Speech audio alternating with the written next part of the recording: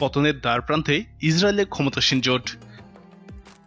দখলকৃত পশ্চিম তীরে বসতি স্থাপনকারীদের আইনি সুরক্ষা বিল বা সেটেলার আইন সংক্রান্ত ভোটাভুটিতে হেরে পতনের দ্বারপ্রান্তে আছে নাফটালি বেনেটের নেতৃত্বে ইসরায়েলের ক্ষমতাসীন জোট সরকার।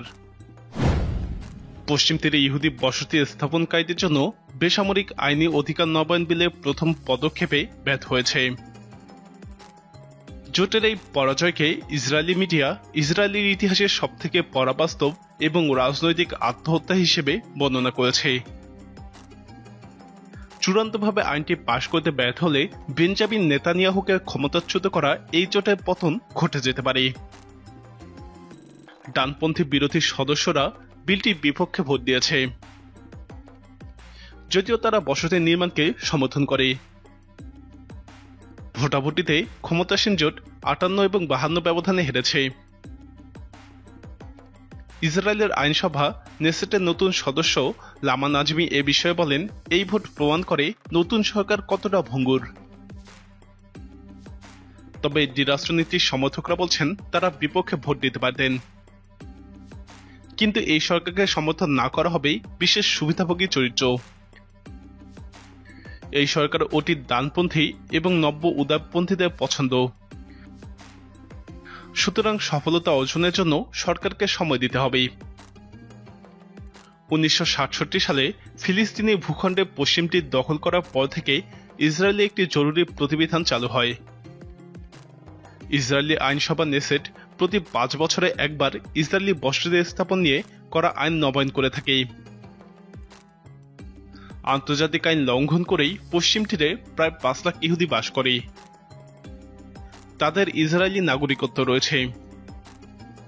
একই এলাকায় ৩০ লাখ ফিলিস্তিনি ইসরায়েলি সামরিক আইনের অধীনে বসবাস করে আসছে।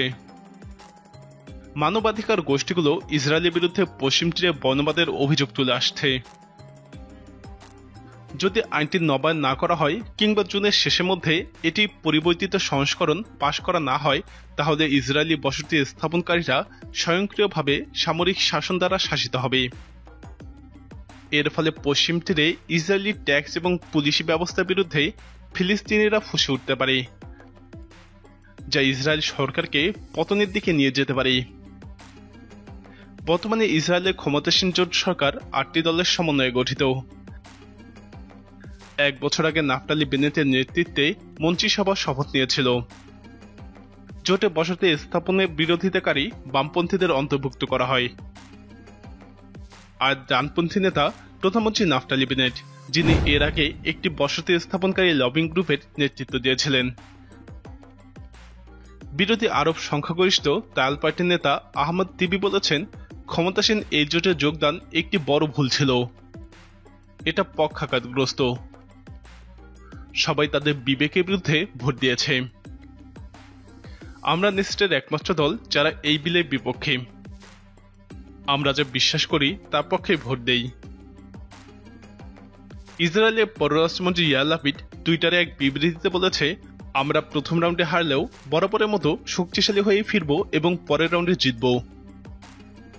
জোটের অংশ জাতীয়তাবাদী দল নিউ হোপ সেটেলার আইন পাশ করতে না পারলে জোট থেকে বেরিয়ে যাওয়ার হুমকি দিয়েছে। আর যদি নিউ হোপ চলে যায় তাহলে আবার নেতানিয়াহুর ফিরে আসার সম্ভাবনা তৈরি হবে।